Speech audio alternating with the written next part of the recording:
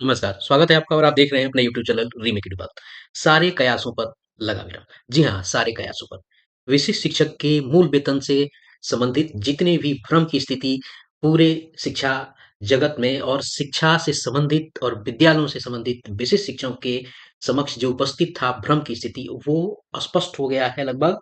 और ये स्पष्ट हो गया है कि आपके इंडेक्स के अनुसार आपको मिलेगा वेतन। तो इस वीडियो के माध्यम से हम जानेंगे कि वेतन के भ्रम कैसे स्पष्ट हो गए हैं कि और कैसे आपको आपका वेतन आप तक पहुँचेगा, आपका मूल वेतन क्या होगा।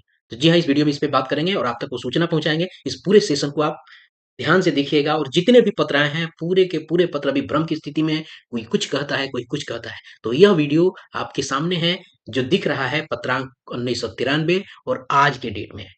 तो आइए वीडियो को शुरू करते हैं। वीडियो को शुरू करने से पहले आपसे एक आग्रह है कि यदि पहली बार इस चैनल पे हैं, तो अभी चैनल को सब्सक्राइब करके आप मुझे अपने साथ जोड़ें, आप मुझे अपना हिस्सा बनाएँ। क्योंकि आगे आपके लिए आने वाले दिनों में प्रामाणिक, रिलायबल और एनालिटिक्स इन्फॉर्मेशन आप तक लेके आता रहता हूँ। पीछे भी ऐसे है कि मैं कोई भ्रम की स्थिति और कथित स्थिति पे नहीं जाता हूँ। अगर कथित स्थिति है तो वो स्पष्ट कर देता हूँ। तो आप मुझे अपने साथ छोड़ें, आप अपनी खिदमत देने का मौका दें और अपने साथ जोड़कर चैनल को सब्सक्राइब करें। वीडियो के कंटेंट पसंद आते हैं तो लास्ट में लाइक ज़रूर कीजिएगा, लोगों के साथ शेयर कीजिएगा। नहीं लाइक किया, क्यों नहीं किया? आप मुझे ज़रूर आदेश दीजिए, मैं उस अनुसार सुधार ज़रूर करूँगा। खैर, आपके सामने कार्यालय जिक्सा शिक्षा पदाधिकारी पटना का है। जी हाँ, एक जिले का एक पत्र है। तो मैंने कहा आपसे कि स्थिति स्पष्ट हो गई। आप कहें कि ये तो एक जिला का पत्र है। तो जी हाँ, बिल्कुल एक जिला का पत्र है। लेकिन यह जानिए कि यह पटना जिला है, राज्य राजधानी है और शिक्षा के सारे जो कार्यालय हैं राज्य स्तरीय वो यहीं है, इसी जिले में है। तो पटना जिले से निकलने वाले जितने भी आदेश और निर्देश होते हैं, वह एक मानक आदेश माने जाते हैं क्योंकि यहाँ कोई भ्रम नहीं होता है। यहाँ जितने भी शिक्षा के राज्य स्तरीय जो आपको अधिकारी हैं, कर्मी हैं, यहीं उपलब्ध हैं। यूँ कहिए कि जिला कार्यालय शिक्षा पदाधिकारी यह भी एक तरह से राज्य स्तरीय कार्यालय के कार्य रूप में होता है और ये इससे आदेश मानक होते हैं क्योंकि ये अगर किसी भी भ्रम की स्थिति है, तो तुरंत संपर्क में करते हैं क्योंकि संपर्क स्थापित करने के लिए इनको कहीं जाना नहीं पड़ता है, इसी जिले में चूँकि राज्य स्तरीय कार्यालय आस-पास में उपलब्ध है। तो यहाँ की जो स्थिति और पत्र होते हैं, वो स्पष्ट होते हैं। तो इस वीडियो के माध्यम से हम इस पत्र को चूँकि आज ही ये निर्गत हुए हैं और आज 24 फरवरी है और आज निर्गत हुआ है, इसमें स्पष्ट कर दिया गया है। इसमें कहीं भ्रम की स्थिति कि इंडेक्स 1, 25, 28, 31, 32 कोई ज़िक्र नहीं है। क्लियर है कि इंडेक्स के अनुसार उनको दिया गया है। अगर स्थिति रहती कि इंडेक्स 1 के अनुसार दिया रहना है, तो लिख देता। तो आइए जानते हैं और उसके साथ वेतन का जो अनुलग्नक है मैट्रिक्स वो भी शेयर किया गया है। तो वीडियो को शुरू करते हैं और देखते हैं कि क्या है। ये जिला कार्यक्रम पदाधिकारी पटना के द्वारा निर्गत है 1993 और यह पत्र है जिले के सभी चिन्हित मध्य विद्यालय के प्रधानाध्यापक को और कहा गया है कि विशिष्ट शिक्षकों के वेतन आदि के भुगतान के संबंध में और जिस पत्र को पहले भी मैं जिक्र करते आ रहा था 501 19/2 को उसका जिक्र इन्होंने यहाँ किया है। इसमें उन्होंने जिक्र किया है जो 501 जो पत्र है और जिसके आलोक में ये पत्र निकला था वो 281 इस पे पत्र में पूरा वेतन संरक्षण और कैसे आपका पूरा का वेतन का स्ट्रक्चर बनेगा वो सारा जिक्र इस 281 है। समझिए कि वो मूल पत्र 281 है। यहाँ इनके उस पत्र का जिक्र किया गया है और कहा गया है कि 281 23 एक 25 के आलोक में विशिष्ट शिक्षकों के वेतन आदि भुगतान हेतु प्राण जनरेशन एवं एचआरएमएस पर ऑनबोर्डिंग के लिए आवश्यक कार्रवाई की जा रही है। इसी बीच प्रासंगिक पत्र की कंडिका 3 कौन से पत्र की? आपको 281 के पत्र की कंडिका 3 द्वारा स्पष्ट निर्देश है, ध्यान रखिएगा स्पष्ट निर्देश है कि अविलंब विशिष्ट शिक्षकों को बिहार विद्यालय विशिष्ट शिक्षक नियमावली आपको 2023 में यथा निर्धारित मूल वेतन के आधार पर वेतन भुगतान अविलंब किया जाए। वेतन निर्धारण की अनुवर्ती कार्रवाई करते हुए बकाया राशि का भुगतान कालांतर में किया जाए। क्योंकि फिक्सेशन नहीं हो रहा है, इसलिए इस वर्ड का यूज़ हो रहा है। हो सकता है कुछ लोगों का वेतन इधर से उधर हो सकता है।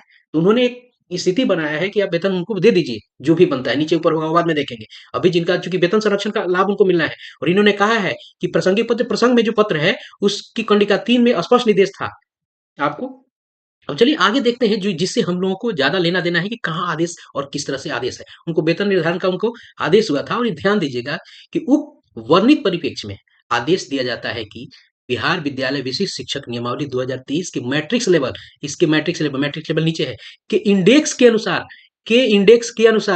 के 1 इंडेक्स के अनुसार नहीं, 2 इंडेक्स के अनुसार नहीं। क्लियर है यहाँ कि इंडेक्स के अनुसार पे मैट्रिक्स के इंडेक्स के अनुसार यहाँ अगर करना होता 25,000 28,000 ये करना होता तो यहाँ लिख दिया जाता इंडेक्स 1 स्पष्ट। तो यहाँ क्लियर है कि मैट्रिक्स लेवल के इंडेक्स के अनुसार विहित प्रपत्र में हार्ड कॉपी, विहित प्रपत्र में वेतन विवरणी के लिए उन्होंने प्रपत्र निकाल दिया, मैं आपके सामने भी लेके आऊंगा। एवं सॉफ्ट कॉपी में अविलंब वेतन आदि भुगतान हेतु विपत्र तैयार कर कार्यालय को 3 दिनों के में उपलब्ध कराना सुनिश्चित करेंगे ताकि विशिष्ट शिक्षा भुगतान किया जा सके। आगे कुछ उनकी ऑफिशियल है। अनुलग्नक पत्र प्रपत्र यहाँ लिखा हुआ है। आइए अनुलग्नक को देख लेते हैं, फिर मैं आपसे कुछ और बातें बताऊंगा कि कैसे चीजें इंडेक्स 1 पर नहीं पहुंच रही है। देखिए यहाँ ध्यान दीजिए, यहाँ आपको जरूर बता दूंगा ये पे मैट्रिक्स है। पे मैट्रिक्स में अगर ध्यान दिया जाए तो 20 इंडेक्स हैं। 20 इंडेक्स में आपको किसी एक खास इंडेक्स के लिए देना होता तो लिखना होता। यहाँ कोई खास इंडेक्स नहीं है। उनके इंडेक्स के अनुसार, उनके यानी विशिष्ट शिक्षकों के इंडेक्स के अनुसार कौन किस इंडेक्स में पड़ेगा उनके अनुसार ये ध्यान देने की जरूरत है। क्लियर है ये। और बकाया इसलिए बनेगा क्योंकि बहुत सारे शिक्षकों में उनको पता नहीं है, उनको जो भी फिक्सेशन करेगा यानी वेतन के लिए भेजेगा, हो सकता है चूंकि एक उनको पिछला वेतन पता है 3% की स्थिति बनती है। क्योंकि देखिए अभी अभी क्या है, अभी दिसंबर का वेतन सबको मिला है और जनवरी का उन जो लोगों का वेतन जो होगा वो 3% इंक्रीमेंट के साथ बनेगा।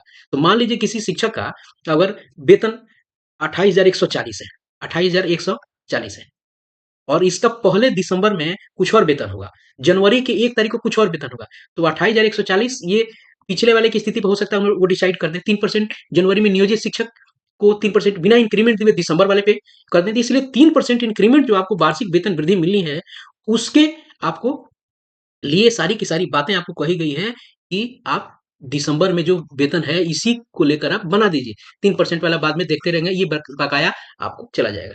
फिर से मैं आपको बता देता हूँ, दिसंबर में एक नियोजित शिक्षक को कुछ वेतन मिल रहे थे। मान लीजिए कोई एक शिक्षक है जिसको 27,710 रुपया मिल रहा था दिसंबर में, 3% इंक्रीमेंट मिलके इसको कुछ और मिलने लगेगा। मान लीजिए 28,000 कुछ 550 मिलने लगे, कोई हो सकता है वेतन में उदाहरण के लिए बता रहा हूँ, एग्जैक्ट नहीं। तो चूंकि वेतन निर्धारण जब विशेष शिक्षक होगा तो आप ये यहाँ उन्होंने फ्लेक्सिबिलिटी दी है कि आप इनको वेतन संरक्षण तो 27,700 तो देना ही है। आप इसके अनुसार आप यहाँ विशिष्ट शिक्षक का कोई इंडेक्स इसमें जो पड़ता होगा वो मान लीजिए 27,710 है, किसी का देखना हो 27,710 320 पड़ता है उनका। यहाँ अगर 1 से 5 की वो टीचर है तो उनका यहाँ पड़ेगा। अगर 28,550 पे गए, ये 3% जनवरी में आएगा, तो इसी इन 3% के बीच की स्थिति को आपको बकाया बनाया जा सकता है। तो बहुत ऐसे जिले दिसंबर में जितना मिल रहा है उतना ही पे बना के दे देंगे। अक्सर एरियर जो मिलता है, जो इंक्रीमेंट इत्यादि का होता है वो एरियर के रूप में मिलता है। तो आपका वेतन फिक्सेशन जब होगा तो जनवरी में जितना नियोजित शिक्षक को एक वेतन मिलना चाहिए उसके अनुसार आपका फिक्सेशन होगा। तो अभी दिसंबर के अनुसार उनको वेतन इंडेक्स के अनुसार मिला के दे दिया जाएगा। फिक्सेशन जब होगा तो 3% इंक्रीमेंट मिलाएगा। फिर 3% इंक्रीमेंट के समक्ष जो विशिष्ट शिक्षक का ये पूरा का पूरा जो अनुलग्नक में जहां वेतन पड़ेगा उस अनुसार दिया जाएगा। तो यहाँ क्लियर आदेश हो गया है कि आपको कितना वेतन मिलेगा, कौन से इंडेक्स में मिलेगा। यहाँ कह दिया है कि इंडेक्स एक नहीं मिलेगा, एक इंडेक्स नहीं मिलेगा, मैट्रिक्स लेवल के इंडेक्स के अनुसार उन्होंने यहाँ बात कहा है, एक इंडेक्स के नहीं कहा है। क्योंकि लेवल इधर आपको अलग अलग लेवल है, 6 लेवल है, उसके अलावा 20 आपको इंडेक्स है। तो यहाँ क्लियर मैंने कर दिया कि बकाया की स्थिति बहुत सारे कहते हैं जब फिक्सेशन हो जाएगा तो बकाया कहाँ से पड़ेगा। तो फिक्सेशन के और बकाये के बनने के पीछे के तर्क को मैंने आपको बता दिया है। आप अपने वेतन को उदाहरण के लिए उठा के देखिए कि दिसंबर में आपका कितना वेतन है। 1 तारीख को ज्वाइन कीजिएगा तो 3% इंक्रीमेंट मिल जाएगा। तो अभी विभाग ये करेगा कि दिसंबर में जितना आपको वेतन मिल रहा है उसके समक्ष यानी इसके समस्थानिक एक विशिष्ट शिक्षक के इंडेक्स में कितना वेतन आपका बनता है उसी को लेकर और उस पे डी इत्यादि करके आपका वेतन कैलकुलेट करेगा। तो बकाया की स्थिति यहाँ बन रही है क्योंकि आपको वेतन मिल रहा है, इसी शिक्षक का वेतन मिल रहा है दिसंबर के वेतन के अनुसार, क्योंकि संरक्षण आपको प्राप्त है, ये चिट्ठी भी वही कह रहा है। और बकाया बनेगा क्योंकि आपके दिसंबर के वेतन का निर्धारण के अनुसार विशिष्ट शिक्षक वेतन इस महीने मिलना नहीं है, आपको वेतन का निर्धारण मिलना है जनवरी के अनुसार। क्योंकि जनवरी में नियोजित शिक्षक को 3% इंक्रीमेंट मिलता है। तो एक नियोजित शिक्षक का 3% इंक्रीमेंट को जोड़कर उसका एक बेसिक बनेगा, बेसिक बनेगा और ये बेसिक जितना जनवरी में बेसिक होगा उतने पे आपको एक विशिष्ट शिक्षक के वेतन का निर्धारण होगा। तो विशिष्ट शिक्षक का वेतन का जब निर्धारण होगा तो इस जनवरी के अनुसार वेतन के निर्धारण पर मिले विशिष्ट शिक्षक को वेतन और जनवरी के वेतन के निर्धारण पे मिले विशिष्ट शिक्षक को वेतन, दोनों में आप अंतर आएगा। इसीलिए वो अंतर आएगा क्योंकि और क्यों अंतर आएगा वो ज्यादा होगा क्योंकि यहाँ अगर कम पे हुआ है तो यहाँ बिल्कुल 3% इंक्रीमेंट बढ़ेगा या 3% ज्यादा में मिलेगा, इसलिए ये बकाया की स्थिति बनेगी। तो क्लियर स्पष्ट हो गया है। इस जो पत्र आया है आपको, जो पटना के मानक पत्र माने जाते हैं क्योंकि वे जिला राज्य में स्थित है, तो यहाँ से क्लियर और स्पष्ट हो गया कि आपको कितना मिलने जा रहा है, वेतन आपका फिक्सेशन कितने पे होना चाहिए।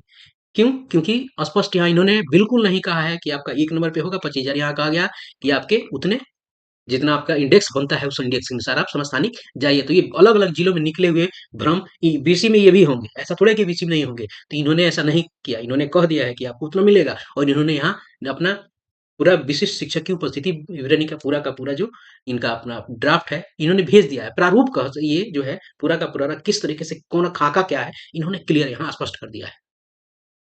क्योंकि एनपीएस का ही मामला बनता है, तो मैं पहले से आ रहा हूँ कि आपको अपने इंडेक्स के अनुसार नीचे नहीं जाएगा दिसंबर के अनुसार। यहाँ भी इन्होंने क्लियर कर दिया है, तो इस पत्र के अनुसार, पटना के अनुसार चीज़ें स्पष्ट हो गई है और सारे जिलों को इसके अनुसार चीज़ों को काम करना चाहिए। मुझे लगता है कि ऐसा ही होना चाहिए क्योंकि पटना जिले का पत्र मानक होता है। तो इस वीडियो में इतना है। मैंने प्रयास किया कि आप तक अपडेटेड इन्फॉर्मेशन पहुँचे। तो मिलते हैं जल्दी ही नई इन्फॉर्मेशन के साथ और इसी की तरह आपको ब्रेकिंग अपडेट के साथ। तब तक ख्याल रखें। जय हिंद।